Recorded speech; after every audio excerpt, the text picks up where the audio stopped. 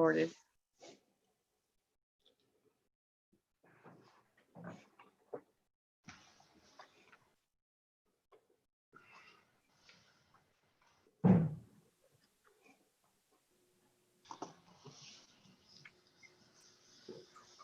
All right, we are streaming. Super.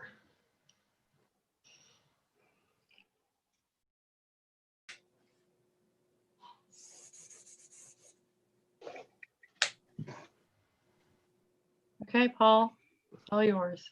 All right, ready to roll then. Okay, I'll call the meeting to order. And before we do anything else, I would ask to observe a minute's silence in memory of the late Charlie Amos, who was retired as a detective sergeant with the Amherst Police Department and had, I believe, 37 years service. So we'll start with a minute's silence, please.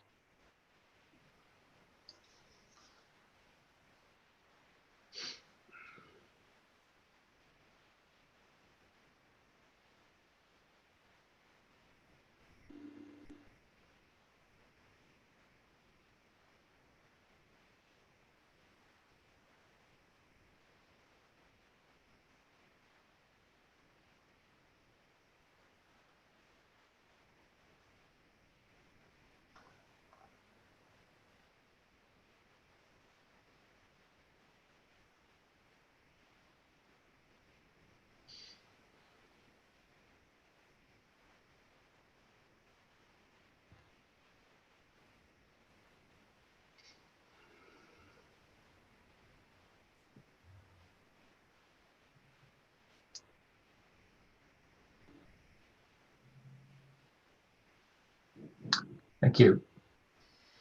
Before we move on to the agenda, I don't know, Dwayne, you had sent a note out after we had a notification of Charlie's death. Is there anything you wanted to add before we proceed with the meeting? It's in the report there. I mean, it's, you know, we're certainly going to miss Charlie. Charlie was an important part of our department for a long, long time. When I came here, Charlie was basically the guy that pulled a lot of the practical jokes and the pranks and everything. But you also learned a lot from him as well, and a lot of great stories and everything.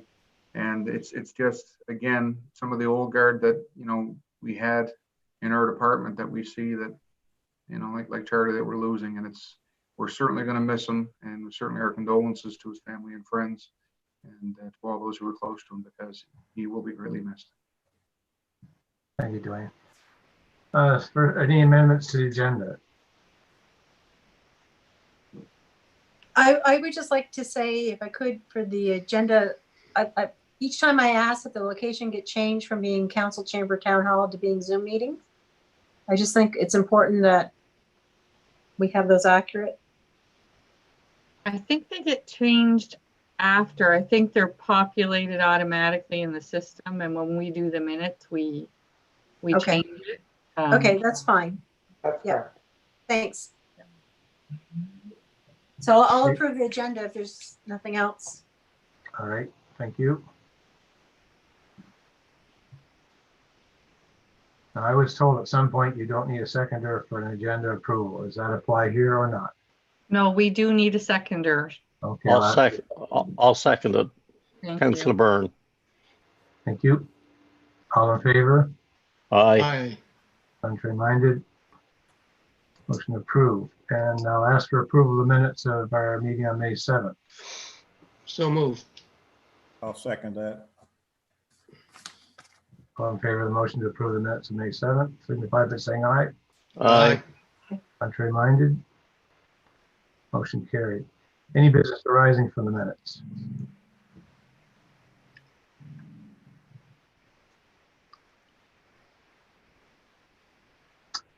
If not, we'll move on to discussion and information items. First thing you'll see is bullet 3.1, review of standing orders. If you would like to cover that, Dwayne. Yes, thank you, Paul. Basically, our standing orders are a collection of our policies that provide us guidelines and protocol for the way we're going to do different things. And it goes right from, you know, the way we call out tow trucks to dealing with prisoners in our cells, to the way we write up our files and our file maintenance, all the way to even COVID-19 issues. At this current time, we have approximately 107 standing orders that date back as far as 2002.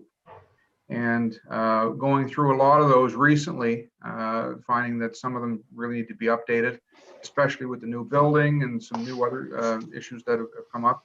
And I started doing this probably about 3 weeks ago, going through them piece by piece. And what the plan is to go through each one and just kind of say, okay, does this one need to be updated? Does this one need to be changed? And then providing probably like a week where we go through maybe 2 a week or 1 a week, depending on how big those are, and just updating them. So just to give an example of one that we should probably update is like the in-car video system. We're now going to a different in-car video system, the watch guard system, and all of our cars are going to be outfitted with that.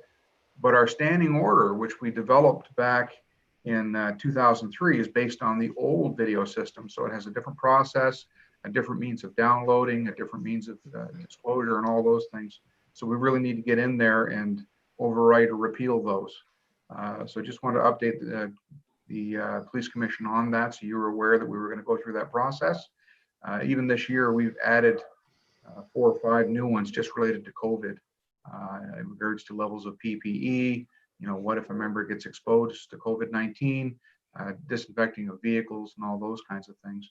But I've gotten through, I'm going to say, I'm up to 2012 right now with ones that I'm looking at and seeing whether or not they need to be updated. Some don't need to be updated. Some are pretty straightforward, but there are a lot there because of change in technology or change in other policies, or even changes in case law or changes in our building structure, the way we do things, that we really need to update those.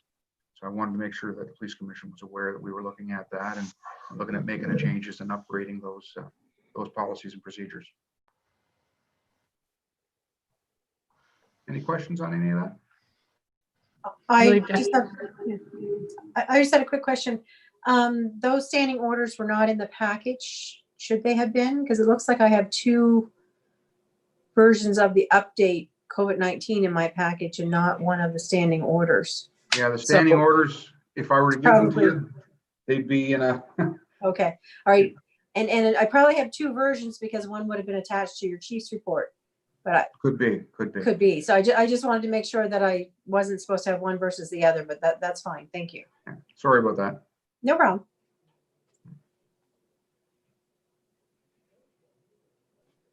Okay, if that's no more questions on the standing orders. 3.2 is the COVID-19 update with Dwayne as well. And I provided a memorandum for this just to make sure you had something in writing. And as you all know, back in March of 2020, the World Health Organization categorized the COVID-19 as a pandemic, as multiple countries around the world were affected by this. As a result of that, we made some very big changes in the way we do business. And we've gone through some of those changes already in the past to explain to the police commission what we've done to protect our employees and our staff, as well as their families, and also the people we come in contact with. One of the biggest things we did was we ended up having to shut down our front counter service. We changed the way we approached calls, complaints, and those kinds of things. Regular sanitization of our building, our workstations, the police vehicles. We closed the Francis Smith Community Room, which is still closed because of many of the issues of people meeting and trying to keep those places clean.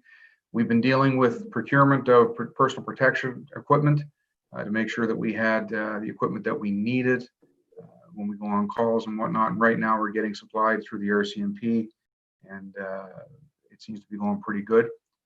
And for a while there, some of our employees were working away from home or working at home when we could.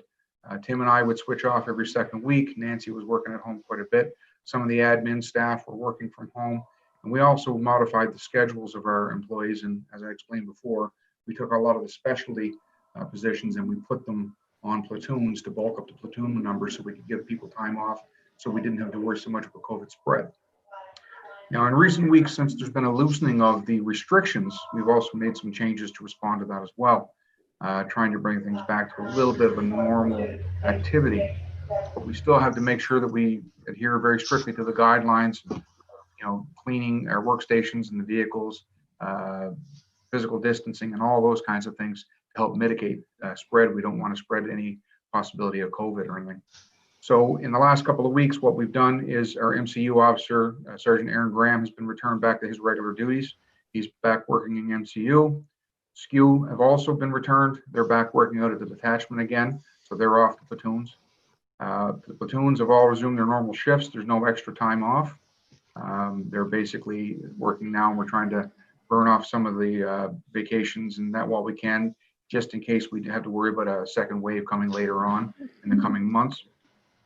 And for the most part, management and staff are brought back to the building. So I've been working back at work. Tim has been back. Brian's been back. Nancy's been back. Of course, with us, we have our own offices, so we have the ability to kind of keep our distance and keep our own workstations fair. The only difference that we have at this point is we have not returned Tom and Michelle. Tom is our crime prevention officer. Tom is still working a 12-hour shift, and Michelle is still working a 12-hour shift. So what we have is Tom works 4 days, and he works with A and B platoon, and Michelle works 4 days, and she works the day shifts with C and D platoon. So they give a little bit of an extra boost during the day shifts there, because believe it or not, we've still been extremely busy, especially through the day shifts. This may change over the next coming weeks and into the summer, depending on what else opens up in the community and whatever we may need them for community events or whatnot. But as it stands now, for the most part, they're working on the shift. They're still doing some things that are up their alley, but we're just keeping them on that schedule for now. But in the next week or so, we're looking at bringing all the dispatch back and the other admin staff back. Because as you can imagine, we've still been charging people. We still have disclosure issues. We still have all the other work that needs to be done. And some of that has fallen back, so we need to try to catch up with that. So we're putting a plan together in regards to doing that. That's what we're working on right now. And resuming some of the other services like our front counter service to an extent, like our criminal record checks and things like that, because we are getting some calls, people saying, look, I need a criminal record check for this job or for an employment opportunity or for a volunteer opportunity. So it's important that we try to get those back online again. On May 29th, we did get some extra PPE from the RCMP. This is also in the report as well. And this is in regards to half-mask respirators. Tim Hunter, the deputy chief, is the liaison for the RCMP IMT team, and they're dealing with COVID issues for police in the province. And Tim had put a request in to say we would like to have half-mask respirators for our members. And basically what that is that's the higher level of protection for a high-risk call that we would have to go to where we think there might be a COVID infection or we have to go hands-on with someone who may be high risk with COVID. And at this point, Michelle Harrison has been trained to fit test people and make sure that the respirators fit. So we've been going through the platoons and doing that. We're also reviewing the policies and protocols in regards to when do we use these respirators. One of the things we did have to do was we had to go to our members who had beards and say, you can't have a beard because we now have respirators and you need to make sure that you can get fit test. So I did have a beard up until last week or a week and a half ago. And now the mask fits around this area and I can get a proper seal. So it's an added protection for our members and their families to make sure that we mitigate the possibility of COVID spread. And on top of that, Nancy Gillerson is keeping track of all of our supplies. And our supplies include the masks, any PPE such as gloves and coveralls, things like that, things that we use to make sure that we have the continued supply that we need. And of course, that's in consultation with the town of Amherst and Andrew Fisher, who's been designated as a logistics lead for our ICS in regards to the town and what we need in order to approach this issue. Does anyone have any questions or anything about that stuff? I have a question, Dwayne. It's not necessarily related to the platoon, but more to COVID-19. A lot of the new reporting is that there's a increase in COVID-19 cases in younger people.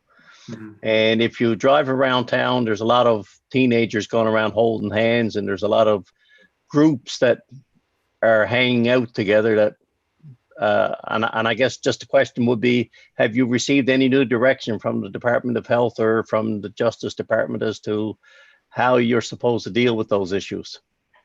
Not necessarily. They give us the same rules and say, you know, here's what the bubble is and here's how many you can gather in a group.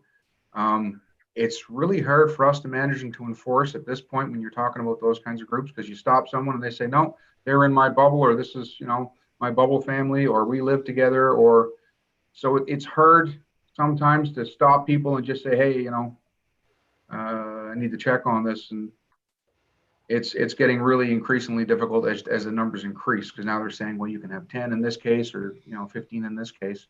And I expect over the next coming weeks, it's probably going to increase even more. But when it was locked down pretty tight, it was a little bit easier to deal with, but the more the restrictions lift, it's much harder to try to enforce those issues. Okay, thank you. Chief Pike, Yes, sir. Councilor Jones here. Mhm. On the half-mast respirators, you said each member has been fit tested? We're going through the fit testing now. Not everyone's been fit tested yet, but we're going through that process. Okay, what happened to you? Pardon? I lost your sound on you. Oh, sorry. Yeah, no, we're going through the process of fitting everyone. We have the equipment, and Michelle Harrison was trained in regards to doing the fit testing. So as people come into work, we're trying to get them fit tested and make sure everyone gets assigned. We do have one person that we have to get a different type of mask for. The ones that we have, for some reason, just don't fit that one person. It's a sizing issue, so we have another one on the way to try out. But for the most part, everybody should have their own personal mask that they can use. Yeah, when you fit test, there's always one that has to be a special size. And they always have their own little baggage who keep separate. Yeah, what they do is they get assigned the mask, and that mask stays with them. Yeah. You said when you have a fit test, there's no facial hair whatsoever, right? No, you can have a goatee, but you had to be clean shaven where the mask fits within 12 to 24 hours. Otherwise, you won't be able to meet the test. So there's different tests that you got to do to make sure the seal is good. There's a negative and a positive test, and there's a smell test and all kinds of things. And if you're not clean shaven where the mask meets your skin, it won't be able to be done. So. Oh, that's what it's fit tested, right? Yes. So the day after you're fit tested, you can go back and wear a beard, grow a beard. In normal circumstances, if we weren't in COVID, it would probably be like that. But you'd probably have to say, look, in case you need to use this, you need to make sure that you got the ability to shave fast. In this case, I think direction at this point is you gotta keep a clean shave, because we just don't know when you could be driving around in the car and get sent to one of those calls and have to don all that PPE. Who's got time to get a clean shave at that point? But what we've told them, I said at this point, you know, our grooming policy allows beards with permission, but I said at this point I have to rescind that, and everyone's going to have to at least shave down to a goatee where they can get that proper fit where necessary. The filters you're using for, are they multi-use or just one type? The filter. I'm not quite sure. I know they're ones that were picked up by the RCMP, and they're good for the virus. And this one, and I can't remember the exact specifications, but it's the ones that they use and they gave to us, and they're good for this kind of a scenario. Just for the virus part. Are there 3Ms? I can't remember right off the bat. It's a different, what's the name? I can't remember what the name of the brand is, but it was one that the RCMP IMT team had done the research on, and they had provided to us. Oh, well, there's 3 or 4 different types out there, but they're all pretty well the same. Yeah. No, I can certainly get that information to you and email it to the police commission so you guys are aware exactly what it is. Okay, thank you. No problem.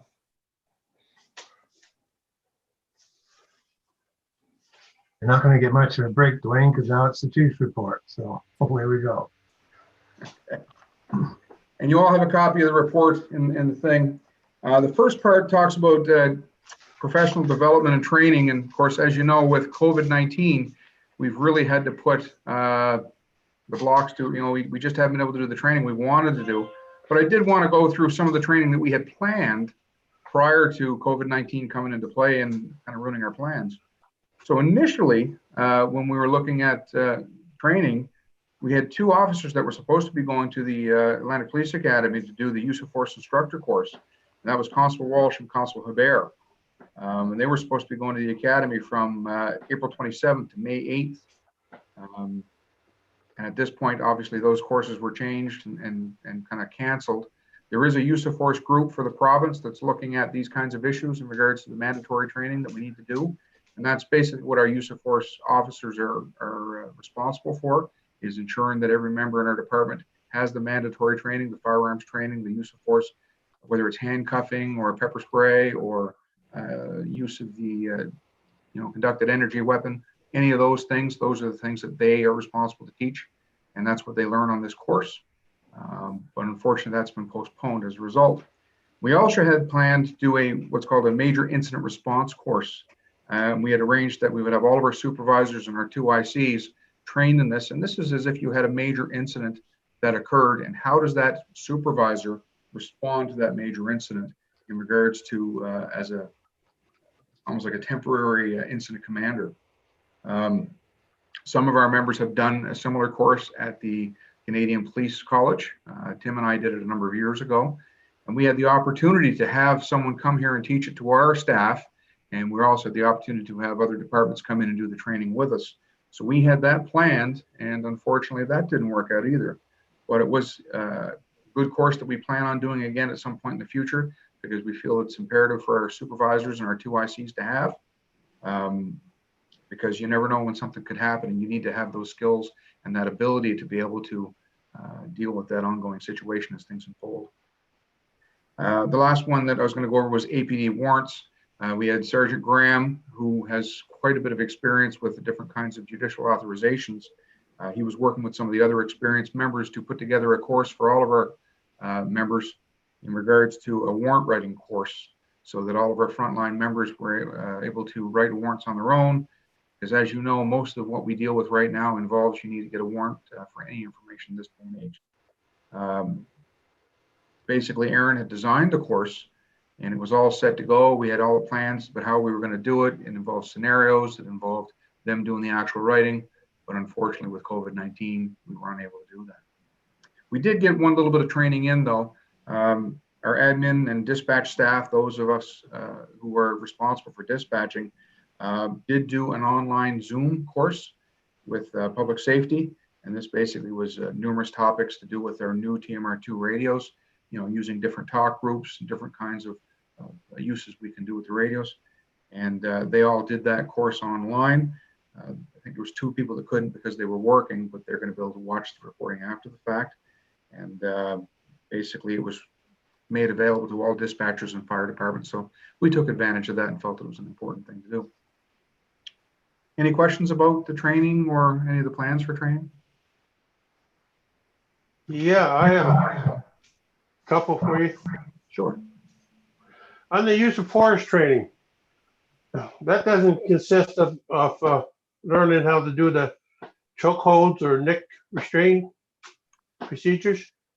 There are every second year we may do something that'll be similar to a lateral vascular neck restraint.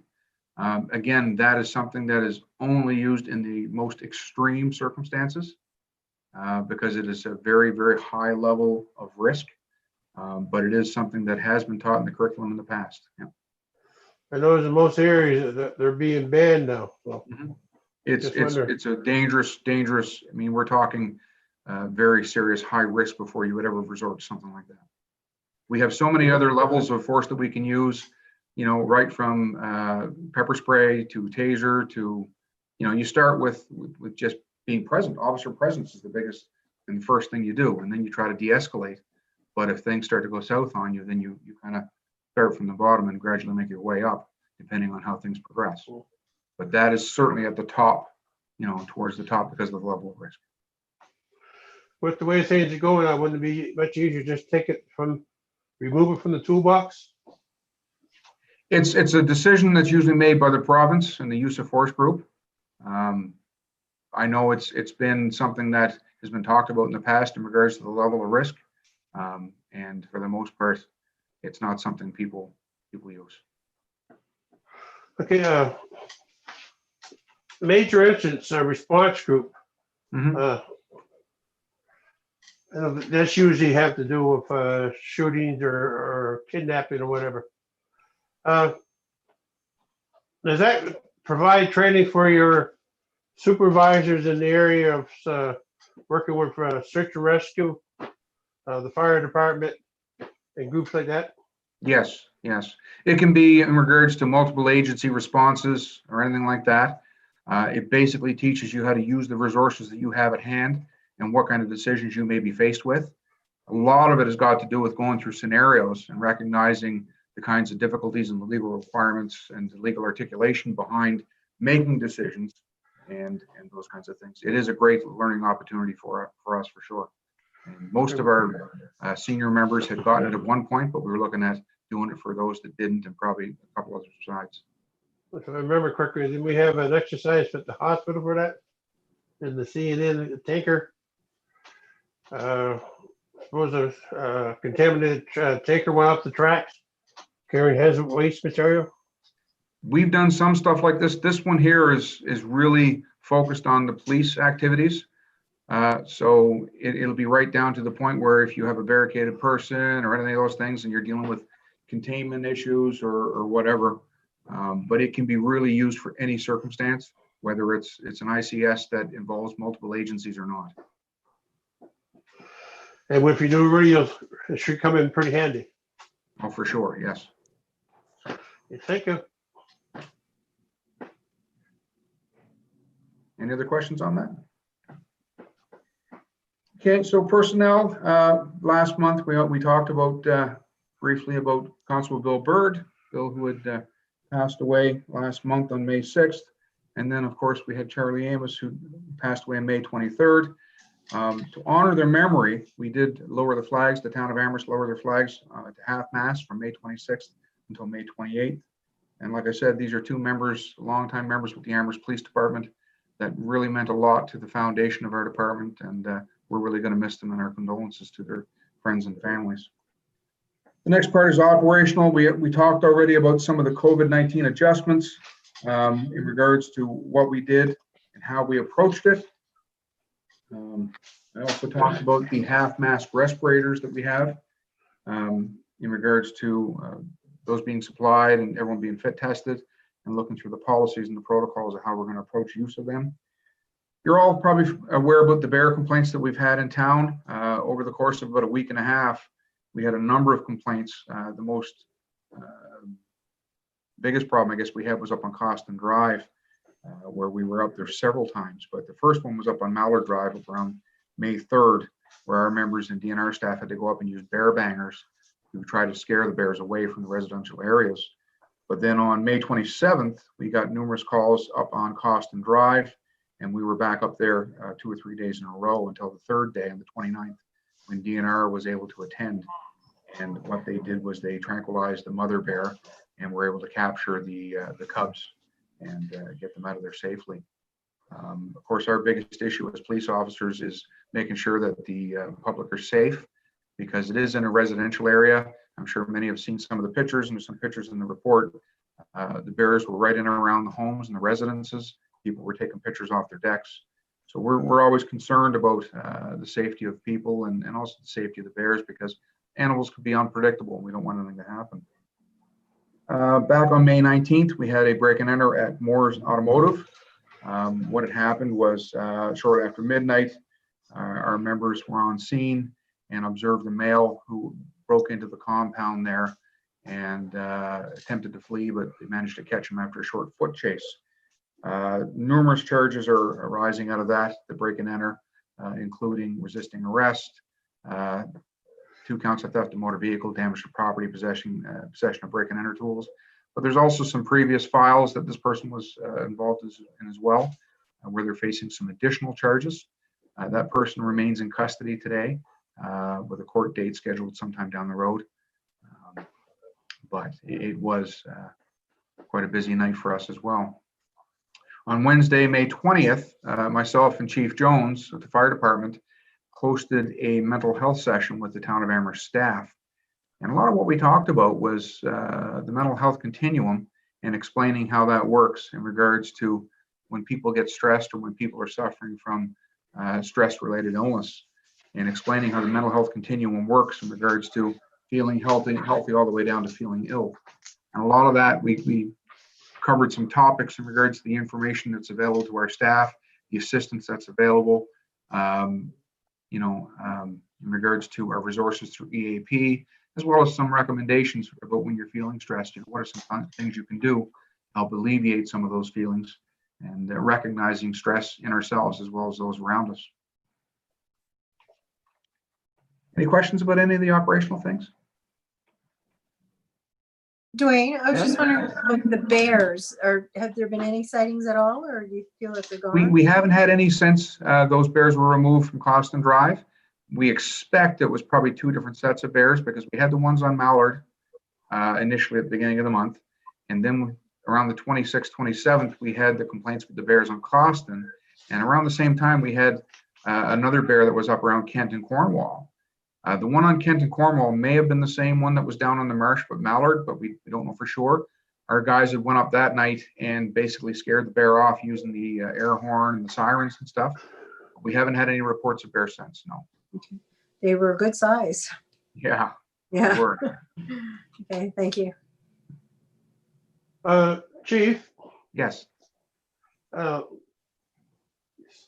Since May the 20th, you guys had a mental health session for the staff and your employees. Mhm. Have you all noticed any increase in the mental health and the drug use of the people, not staff employees, but the regular residents of town during this COVID-19 issue? Is it We have becoming a problem? We have definitely seen an increase in mental health calls. There's no disputing it whatsoever. It's no problem to get 2 or 3 calls that are mental health related in a day, whereas before you might go a couple days with 1 or 2 per day, or in a 2-day period. But now it's nothing to get 2 or 3 calls, 4 or 5 calls a day. So Are you getting any assistance from the province for resources for that? we have the same resources that are available to us that were available before. Obviously, it's an ongoing issue with, how do we deal with this and whose responsibility it is. We can only work within the tools that we have and try to work with our partners. And one of our biggest tools is, under the involuntary, the IPTA, involuntary, what does it stand for? Involuntary Psychiatric Treatment Act is what it is. And it provides us the grounds when someone is suffering from what we feel is a psychiatric condition and they're a danger to themselves or they're a danger to someone else. So it's very, very fine guidelines that we have to go by. So just because someone's suffering from a psychiatric condition is not enough to be able to arrest them and bring them to a doctor. You need to be able to show that you have grounds to say that they're a danger to themselves or to someone else, and that it's an immediate and imminent danger. So it's often hard. So we can do referrals and things like that, but lots of times if people aren't interested in getting the help they may require, it can be a struggle trying to get, and it's hard on the families too that are dealing with this. So it's certainly a conversation that's been going on for a while, and it's going to be continuing to go on for a while. Looking for those kinds of resources in our community to make sure that people get the help they need.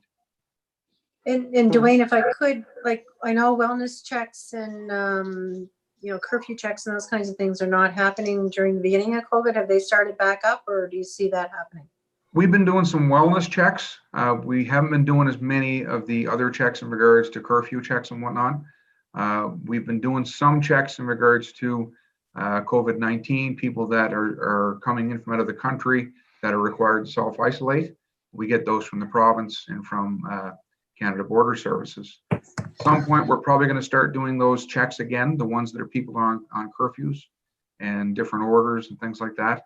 But we're doing wellness checks. If someone calls and says, look, I'm concerned about my neighbor or I'm concerned about a relative, we do those checks. We haven't stopped doing those. Okay. So COVID didn't stop that. It was more the curfew side of it. Yes. Okay. So just because you mentioned it, it's kind of off topic a little bit, but so if somebody has a concern about somebody they feel is crossing the border without a proper pass, or in the province without isolating, it's up to the environmental staff that's at the border to report it to you?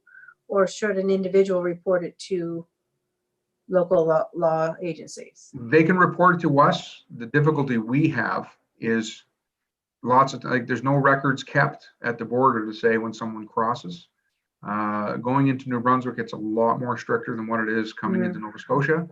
When you look at the traffic that's coming into Nova Scotia all the time, they're just being stopped and told, hey, just so you're aware, you need to self-isolate when you come in the province, but there's no names being taken, there's no personal information, there's no license plates or anything like that. So lots of times if we get information to say, I believe that someone was in the outside of the province, unless we have someone that can say for sure and give us a statement to that effect, it's really hard for us to enforce that because there's no records available to us to prove that.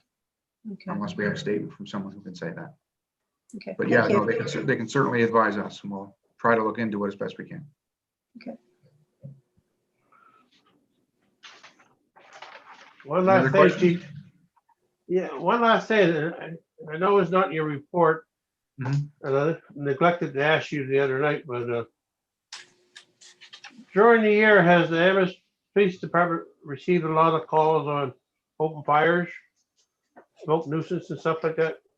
It's not uncommon for us to get calls about open fires. I believe so far this year we've had 7 calls, I believe.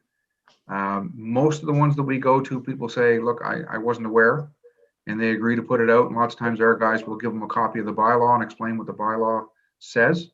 Some of the issues with the bylaw that we run into is that it indicates, for cooking purpose. So when you get there and someone's roasting wieners or something like that, it kind of causes a little bit of difficulty in regards to saying, okay, here's what you can and cannot do. But the most of the complaints we get are related to smoke and neighbors complaining about smoke, or even sometimes it's noise. People that are outside, causing noise or loud music or something like that. But it's not uncommon for us to get complaints about that. But I think we've had 7 so far this year. Okay, I will tell you, no more softball today. Thank you. Thank you. Okay. So the last part, crime prevention, there's only one thing I have in there, and that's just many of you who follow Facebook probably know that Michelle's been doing some online stories. Other departments are doing a similar thing, but on May 29th, Michelle read a book Facebook called The Kissing Hand for Children, and this post reached over 9,000 people. It was shared 94 times and had 27 positive comments. So it just goes to show that even while Michelle is still working a 12-hour shift, with the platoons for the most part, she's still always keeping her mind to what her role is as our youth liaison school resource officer. So she's still continuing to keep doing those things. And again, this is another example of one of the positive things that she's continuing to do in our department.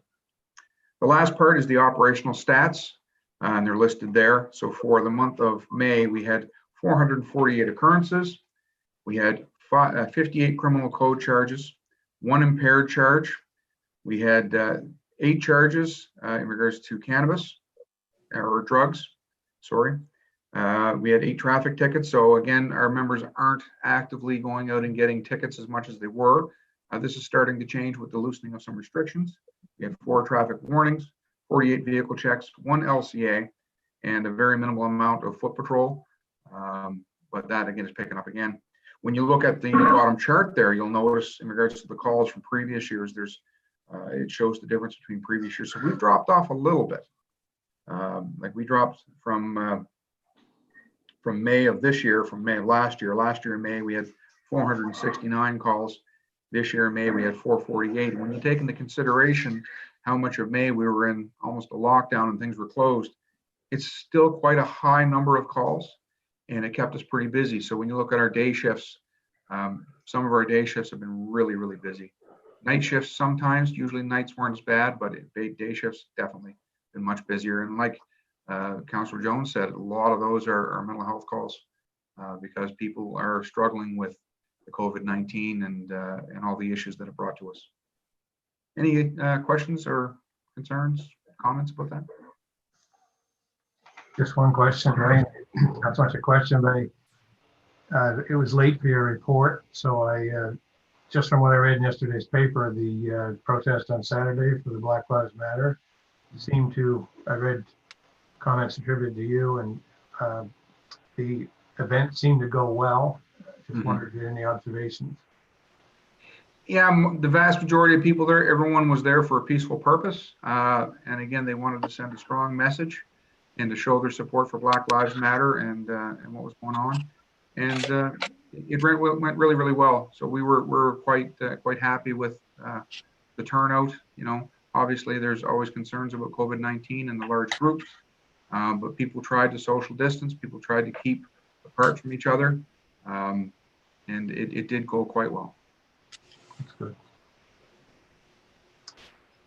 Okay, that wraps us up as far as the open part of the meeting goes. If there's no other questions, Kim, you want to move into the in camera? Can we have a motion to adjourn this portion of the meeting and go in camera, and then I will stop the stream? Okay, I just Moved. wanted to see which way you wanted to handle that. So, I move we adjourn this portion of the meeting. seconder. I'll second. Okay, all those in favor? Aye. Aye.